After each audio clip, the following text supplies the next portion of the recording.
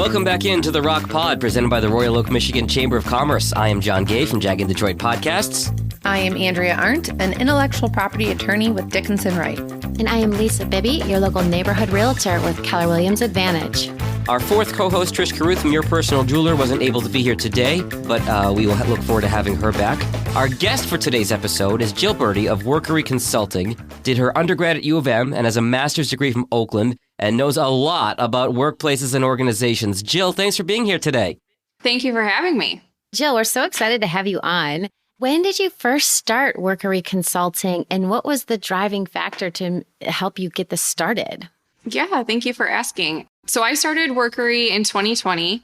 I was one of those people who, was motivated by the pandemic to leave my current job. And I had been in HR for about 10 years at that point, but had always kind of toyed with the idea of starting my own business.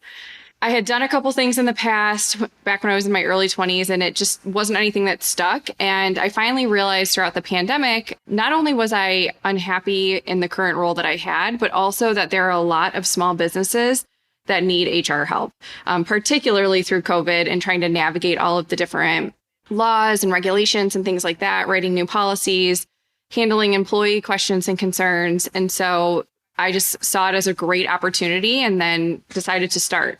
Congratulations. What an exciting thing to do, start a new business, especially in the midst of a pandemic. So congrats. Yeah, thank you. So Jill, when a company is putting together a team, like a business team, what are some of the essential things that business needs to incorporate within that team? A lot of times small businesses don't necessarily know that they need to have some HR things in place. And there's kind of like a foundation that you want to lay before you start growing your team.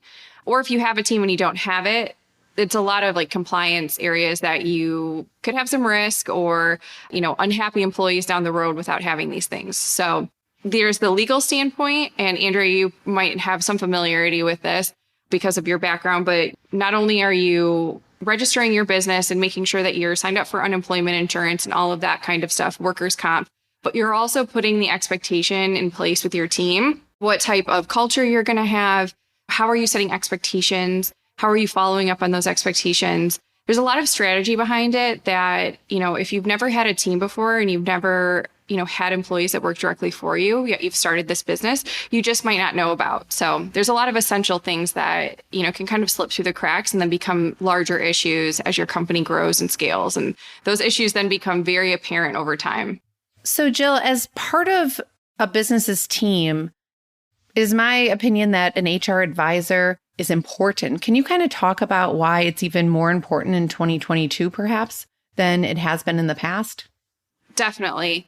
We've seen a lot of changes over the last 2 years, not just from COVID, but also from, employment laws, political changes that have impacted the business environment as well. And so there's just so many things. There's a lot of moving parts. And there's so many things that you have to worry about now that, we weren't having to consider prior to going into the pandemic. And so having a trusted HR advisor on your team is, in my opinion, obviously as an HR consultant, truly essential, because if you think about it, you're being proactive. You're addressing things or finding areas of concern before they turn into problems and turn into bigger issues. So one of the examples I like to use is that, the average cost of an employment lawsuit in the US is around $200,000. Wow. That's an average. So there are some that are lower, some that are higher. But investing in having someone on your team, even just as an advisor throughout the year, can significantly reduce your opportunity for having something like that pop up. And in the off chance that it does, there's a plan of attack on how to address that within your organization, how to manage that claim, rather than just kind of going at it blind and with no experience in that arena. Well, that makes a lot of sense. And it also makes sense that it, boosts morale. You have a person who is kind of your leader in HR and that you can talk to, and that person is listening to you and hopefully making a situation better. Yeah, absolutely. Because not only is it from an employee standpoint, but it's also from the business. So you're getting kind of two sides. You're getting support from the business side, support from the employee side, and they have someone that they can go to as well that acts as a more of a neutral third party and can help kind of navigate concerns prior to them escalating or becoming, something like a lawsuit. Jill, you mentioned at the beginning you started this consulting business during COVID. I'm wondering what you think the biggest changes brought about in the business world by COVID have been, because I feel like as we're recording this here on March 8th, we're hopefully nearing the end of COVID, and it seems like it's a buyer's market for employees who are working remotely, and hey, I can kind of dictate what I'm looking for in a new role. I'm wondering if you can speak to that, and then also what other changes you've seen throughout COVID. Yeah, so we're honestly coming up on 2 years almost exactly since everything shut down, at least in Michigan. And so it's a really interesting time to look back and see all of the changes that have happened over the last 2 years. And quite frankly, there's so many that it's just unbelievable. I think going into the pandemic or prior to that, we had seen a shift towards remote work a little bit, but it was still, kind of one of those things that was like an elusive benefit. Some people got it, but most people didn't. Or you might be able to work from home if you had like a doctor's appointment in the afternoon. And so you got a little bit of flexibility. And, obviously that only applies to certain types of businesses, but we've probably all have heard of the Great Resignation. That's like the big key word that's happening right now, where people are, through the pandemic, they've decided that they want to pursue different type of benefits with their company. It's not just pay, although that's certainly a factor. And we've seen that a lot. Pay has increased. Inflation has increased. So we're going to expect that employee pay is going to have to go up. But it's not just about compensation. It's also about your work environment, what your company stands for, what type of values they have has become even more important. And then it's also about other types of benefits. And so feeling like you have more control over your work environment has kind of become this big phenomenon recently.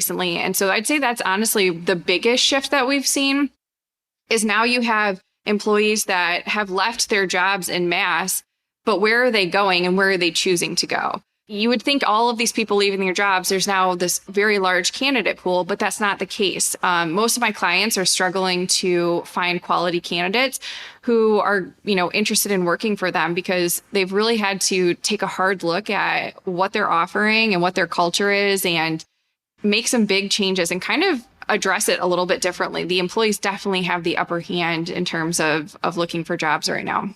When you say your clients, Jill, what types of companies do you work with? What types of companies are your clients? Yeah, so I work with clients in a lot of different industries. I've got a couple that are tech startups, so very kind of cutting edge in terms of what they're offering to their teams for benefits. I have nonprofits, manufacturing, actually several in like the event and hospitality industry. That's been a big area for me as well. But for the most part, all of the clients are, in terms of company size, definitely under 100 employees, but most are kind of in that like 10 to 25 range.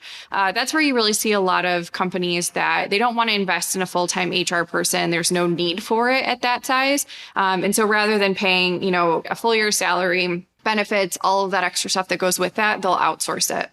So, Jill, you had touched on the fact that especially due to COVID, a lot of people were leaving their jobs and some like yourself started their own companies. Mm-hmm. So could you touch a little bit on what some of the misconceptions are for businesses or whether they're hiring employees or whether they are hiring independent contractors? Yeah, that's a big topic because it's confusing to businesses a lot of times is what constitutes a contractor and what constitutes an employee and which is going to be best for my business. So most people don't know that the IRS actually has guidelines on that. And so you can't just pick someone and say you're going to hire them as a contractor because they agree to be a contractor and you want to pay them as a contractor and not have to pay employer taxes or offer benefits. That's actually not the case. So a contractor is really someone who oftentimes is going to have their own company. Like I operate as a contractor with most of my clients. And then, another factor would be how much autonomy does that person have in getting the work done? So if you're giving them projects or things to do, but you're really heavily dictating how they have to do it, when they're doing it, the hours of work, that's going to constitute an employee relationship versus a contractor. A contractor is typically also going to be someone who has invested in their own training, their own development, tools, websites, things like that, where they're probably their own business or they do this type of work for other companies as well. But the employee relationship is one where you have more say in how things are done. So, if you want to dictate the number of hours that they're working a week, or you want to set a schedule for them and you're really, keeping them very close to your core operations of your team, that is going to be someone who would be more of an employee. And it is a really big misconception because honestly, almost every client that I have, that's one of the first things we have to go through and kind of do an audit on is, are you classifying people correctly? Because there are benefits that come with being an employee that if you're not offering them, you can get in trouble with the IRS and you can owe back payment, you can be fined, and it really can hurt your business quite a bit. Well, it sounds like there's a lot of nuances that maybe some companies, especially if they're newer companies, might not be aware of. Do you have any sort of hiring checklist or anything that you offer your clients that might help them during this process? Yeah. So I offer 3 services. One is getting businesses that are ready to hire their first employees. I get them set up. So not only from like a legal perspective of getting unemployment taken care of, workers' comp, which is required by law, and then also setting up things like payroll and, their job descriptions. But we also talk about strategy and things like that. So that's one of the things that I offer. And on my website, I do actually have a downloadable checklist. It's free. You can just go on there and download it. And it walks you through step by step all of the things that I recommend you do if you're looking to grow your team or hire your first employees. So if you want to DIY it, you can get the checklist. If you want to, have a little bit of assistance with that or have someone, manage that process for you, that's where I would come in. But that is one of the services that I offer. And, it's just like outsourcing accounting or your taxes. You are a expert at your own business, and that's why you've gone and created this company. You're not expected to also be an expert in HR and all of the employment laws and things like that. And so that's how I support my clients in one way. Jill, a lot of companies now are doing team training and team building exercises. Now, how important is the analysis of your team before starting this training programs? Yeah, that's a great question. I think you have to be intentional about what you do. HR, from my perspective, should be proactive versus reactive. And there are going to be times where things come up and you need to address them as they come up. But having a good understanding of, having a good pulse of where your team is at from a morale standpoint and engagement standpoint before you go and invest in these trainings is going to be extremely important, because not only are you taking people away from work to do those things, but you want to make sure that you're identifying what you're trying to get out of these team buildings. So many people will go, or so many companies will go and, spend all of this money to do one of these, which is great. But if you don't have like an end goal of what you're trying to accomplish by doing it, I think it can be, a little ineffective at times. So if you've got, within your organization, you have a lot of new managers who have never led people before, that's going to be something that you would want to have in mind when you're choosing a training. Versus if you have communication issues on your team and people are not getting along, I would probably choose a different type of training. So kind of going into it with setting your intention of what are you trying to achieve out of this, but then also making sure that your team is open to it and that, there has to be buy-in into it, because if not, like the team is just going to go through the motions and they're not going to take anything out of it. And then it can almost backfire a little bit. And so I would really recommend, making sure that there's buy-in, and a lot of that comes from the top down. So if there's not support beginning at the top level and, it's not talked about and it's not encouraged beginning at the top, then they're usually not as effective. And that's not to put down training programs, but it's just being intentional and knowing what you are wanting to get out of it. Well, that makes a lot of sense. Now, you had talked a little bit earlier in our conversation about a lot of people leaving their current jobs and maybe seeking different roles in different jobs. Mm-hmm. Have you noticed that there's a lot more people leaving small business, big businesses? And if there's perhaps a reason why maybe smaller businesses are struggling to keep high-level talent? Honestly, we're seeing it in all businesses. It's not just one particular industry or segment, but I do think there's particular challenges that come along with being a small business and trying to deal with the effects of it. I think one of the motivating factors of people wanting to leave is after having gone through the pandemic, we've realized, we don't want to work 60, 70-hour weeks. And, there are other things that are more important to us. Healthcare may be a bigger concern for some people than it was previously. Sick time off is probably a bigger concern for some people than it was previously. It all just depends on, your own individual experience that you went through during, the last 2 years and, how it impacted your daily life. That said, I think that small businesses are having a greater challenge in that sense because they don't often have as many resources and there aren't as many options for them to provide different things as a large employer would. So, for example, one of the things that's come up with actually quite a few of my clients over the last few months is how do they handle something like maternity leave? This is, a big topic for them. I think it's stemming from, employees that want to make sure that they have the time off to be with their family when this happens, when they have a child. And that's totally justifiable. But in the US, maternity leave is not required by law. And so a lot of times small businesses, really their only option to offer that type of a leave would either be to offer an internal program where they're having to kind of foot the bill for a lot of that or make up a significant difference of wages, or they would be offering a short-term disability program, which really is only going to cover 60% of your pay. So, there's a challenge there where because they're a small business, they don't have the financial resources to necessarily just foot the bill for a company-wide maternity leave policy that a very large employer with, thousands and thousands of employees that they could do. So that's a very specific example of something that's come up, but there are different challenges as a small business where you just don't have the resources or you don't have the ability to go and put these expensive benefits in place that we're seeing some of the other large employers do. So, Jill, most businesses are only successful because of the people that they've hired to work for them. So what are some of the most unique incentives that you have seen companies use to attract and keep talent? It's funny because there was this whole, I think we all remember it, probably 5 or 6 years ago, pre-pandemic, there was this whole trend of this fun work environment where we have happy hour on Friday and we have a pool table and everyone's, hanging out and that kind of stuff. We offer snacks. That was the big thing is we have a snack bar. So it's funny because pre-pandemic, there was this big push for that. And that was really the indicator that you were a cool place to work and, people were going to want to come work for you. There are benefits definitely. People expect to have health insurance. They expect to have paid time off.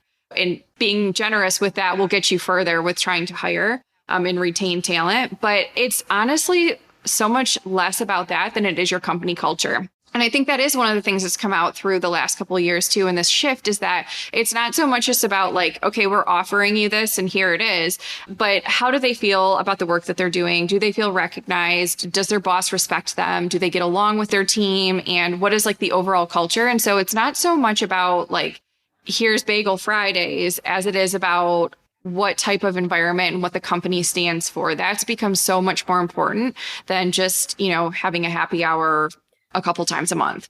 So it's been really interesting to see that shift because I just feel like everyone's kind of changed what their values are. So you're saying employees would rather have personal recognition as opposed to snacks? The snacks are great, sure. But if you don't have a good culture and you're not acknowledging your team and that stuff, it doesn't matter if you have the snacks, because I can tell you, I worked at a place where we did Bagel Fridays and, we celebrated Cinco de Mayo and all of that. But we had, honestly, out of all the places I've worked, the highest turnover I've ever seen because the company culture was just horrible. And that stemmed from the top down. And so you could offer bagels to people. They'd eat them, but they were still unhappy, These days, most people are working remotely. So unless they're sending bagels to people's houses, I don't know how all that works anymore. Yeah, that's true. When I worked in our Troy office, the business next to us and the suite next to us built a 2-story slide adjacent to the stairs. But it was so steep that when people would use it, they would fly into the wall. And so then they had to do a line of pillows up. And I was just dying. I'm like, hey, I heard your office space is cool. Yeah. Yeah. And so I went and watched them and they're just showing me demonstrations. Can I tell you, Andrea, I also worked in that building and I have seen the slide. So oh, that's awesome. Yes. I can vouch for that. Okay, so I want to go take a ride down the slide. Just put the pillows up first. It did not age well. To back up a second to your earlier point, Jill, we talk about, Bagel Fridays or whatever it is. I'm sure most of you and many of our listeners have seen the movie Office Space back in 99 or so. And I'm thinking of, it's going to be a Hawaiian shirt Friday. So go ahead and wear a Hawaiian shirt if you want, and somebody's leaving, so here's cake. Like, that's the visual you're painting for me, Jill, because that, hey, let's do this. But if the execution is there and the culture isn't there, it doesn't work. I'm going to have to ask you to come in on Saturday. I have to say, and I'm not saying don't do bagels and like don't feed your team. I'm not saying that. But like, if that's the only thing you're doing as a Band-Aid for, just hemorrhaging employees because your culture is horrible, it's like, you got to get with it. But you'd be surprised, because I think that's the other thing too. I do want to mention this.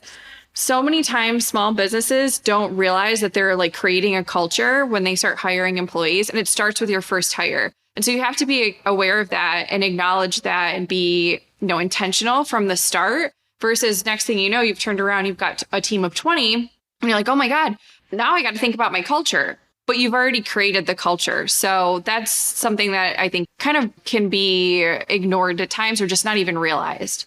That makes a lot of sense. Interesting enough, I had a Zoom interview with a potential candidate, and one of the questions we talked about was firm culture and what the candidate was looking for and what we had to offer. Because I think it's so important to make sure that you mesh and that the expectations are conveyed in a way that when a person decides to come over to your company, that it's not a big surprise. Yeah. And that employer that I was talking about that I worked for a few years ago that was just throwing bagels at people to try and get them to stay. We would find that in the interview process, we were talking about the company in one way, but when they actually came in and started working, they were just like in shock a lot of times, because they're like, this is not what you told me it was going to be like. So you definitely have to be on the same page with that. And it's really only fair to both the candidate and to the team, because in the company, you don't want to bring someone on to have them leave right away because they're unhappy. Jill, it's been great getting to know about Workery Consulting today, but we also want to know, as a Royal Oak Chamber member, a little bit more about you. What do you do when you're not working? What kind of hobbies do you have? What do you do in your spare time? Well, first off, I love going down to Detroit. I'm a big foodie, and so I love to just check out all the new restaurants and go eat. So that's one of the things I do is eat. But I also really I do Pilates a lot. That's one of my new hobbies I picked up over the last year, and that's been fun. Just trying to, get into that. Let's see, what else do I do? I have a French bulldog named Nola, and she's my little bestie. So we just hang out, take her places. She goes everywhere with me. So we travel, all that stuff. Well, thanks so much, Jill. And now it is time for our fishbowl question of the day, where we pull a totally random question for you. Andrea, can you pull the fishbowl question of the day? Absolutely. All right. Oh, all right. So, Jill, if you were a mad scientist, what scientific experiment would you run if money and ethics weren't an issue? Ooh, okay. I'm probably going to pick something superficial because I'm just I'm thrown off here. Honestly, I would like the ability to time travel. So I think I would do that. Not necessarily go forward, because I'm not one of those people that wants to go forward and know when I'm going to die or anything like that. But I would like the ability to go back in time and kind of relive a memory and then just hop back. Not have to live my whole life from that point again, but just, if you're oh, that concert was so fun 4 years ago, or I'd love to see my best friend who, moved away or something like that. I think it'd be fun. So kind of like the butterfly effect. Yes, but I don't want to impact my whole life going forward. So you go back in time and things change? No, I don't want them to change. I just want to relive a memory. Oh, okay, perfect. Yeah, I just want to relive the memory and be okay, cool, that was great. And then go back to now. She just wants to relive the happy moments over and over again. Yeah, the butterfly effect's very dark, so I don't want to go down that route. I know. That's kind of crazy. I think back to the Simpsons episode years ago, decades ago, probably, where, the Simpsons kept traveling back in time, and then they would do something, and then they'd be an alien then in the next life, or, they'd have extra heads, or just totally different lives because they stepped on an ant, or, did something that changed the future. Yeah, I don't want that. Well, Andrea, thank you for going back to The Simpsons as opposed to leaving it on the dark note of the butterfly effect. So thank you for bringing it back around. Jill, we want to thank you so much for coming on the Rocc Pod today. If people want to know more about you and Workery Consulting, website, phone number, email, what are the best ways for people to find you? Either email jill@workeryconsulting.com or my website, workeryconsulting.com. I'm also on LinkedIn and Instagram, so you can find me there too. I'm under the same name, just my business name. But thank you for having me on. It's been really fun. It's great to get to know you, Jill. And my name is Lisa Bibby, and I'm a realtor with Keller Williams Advantage. I put the real back in realtor. Looking to buy or sell your home, purchase an investment property, or even start an Airbnb? You can find me on Facebook, YouTube, and Instagram at Sold by Lisa B. My name is Andrea Arndt. I am an intellectual property attorney at Dickinson Wright, and I help my clients protect their inventions and build their brands. You can find me on LinkedIn and on our firm's website, www.dickinsonwright.com. I'm John Gay from Jag in Detroit Podcasts. For help creating a podcast or improving your existing show, you can find me at jagindetroit.com or on social at jagindetroit. Also want to shout out our fourth co-host, Trish Carruth, third-generation jeweler and owner of Your Personal Jeweler. She specializes in creating custom engagement wedding rings and fine jewelry. You can find her on Instagram and Facebook at The Personal Jeweler or on her website, thepersonaljeweler.com. I want to thank all of you for listening to this episode of the Rocc Pod presented by the Royal Oak Chamber of Commerce. If you're interested in being a guest on our show, we are looking for guests for the second half of 2022. You can just send us an email, therockpod, TheRoccPod, @gmail.com. Thanks, everyone.